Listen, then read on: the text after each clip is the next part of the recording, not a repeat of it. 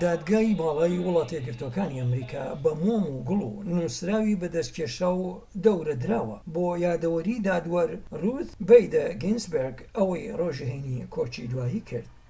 مردنەکەی زۆر غەمباری کردم.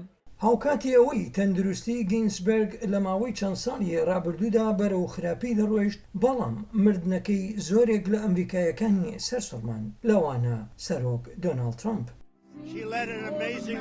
ئەو ژیانێکی مەزنی بەسەر برد، لەوە زیاتر دەتوانم چی بڵێم. جا ئەگەر لەگەڵم هاوڕا بنیان هاوڕانە بن، ئەو خانمێکی مەزن بوو. لە ڕاستیدا من بە بیستنی مردنی خەفەتبارم.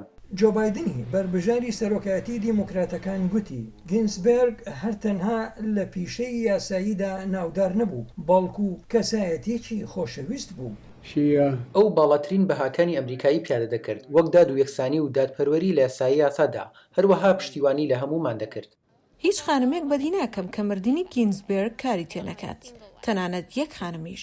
داکۆچیکردنی گینسبرگ لە مافەکانی ژنان نەک هەر ناوداری یاسایی پێبەخشی بەڵکو و کللتوریش. خەڵک پێیان دەگوت RBG وەک ئاماژەیەک بۆ هونەرمەندی گۆرانیبێژی میلی ناودار کە بە BIG ناسرا بوو. پێگەی وەک کەسایەتی کللتوری گەشەی کرد کاتێک کەسانی تەمەن هەشتاکان بە شێوەی بەردەوام وەرزشیان دەکرد. ئەو کارەی لە ماوەی پەتایی کۆڕۆنەدا بەردەوامی هەبوو. بۆ ستایشکردنی گینسبرگ گەڕێکی بروکلین لە نیویۆرک بە نووسرا و هێمادا پۆشرا. ئەو گەڕەکەی تێیدا گەورە بوو.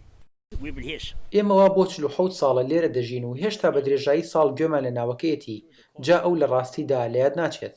مردنی گینسبرگ بە ڕۆژێک بەر لە ساڵی نوێی جوولەکە لە هزری جوولەکە ئەمریکایەکاندا لە یاد نەچوو، بەڵکو داکۆچیکردنی بەهێزی گینسبرگ لە مافەکانی ژنانە ئەوە دیاری دەکات کە چۆن ئەو یاد دەکرێتەوە. ئەو داکۆکی لە ژنان کرد، بە ئاسانی کۆڵی نەدەدا، هەروەها بەرژەوەندی باشەکانی خەڵکی لە دڵدا بوو. ئەو بە شێوەیەکی جیاواز لە زۆرێک لە پیاوان دەیڕوانیە جیهان. من ڕێزێکی زۆرم بۆی هەیە. خانم گینسبرگ لە گۆڕستانی نیشتیمانی ئارلینگتن بە خاک دەستپێردرێت لە لای گۆڕی مارتی هاوسەریەوە کە لە ساڵی 2010 کۆچی دوایی کرد.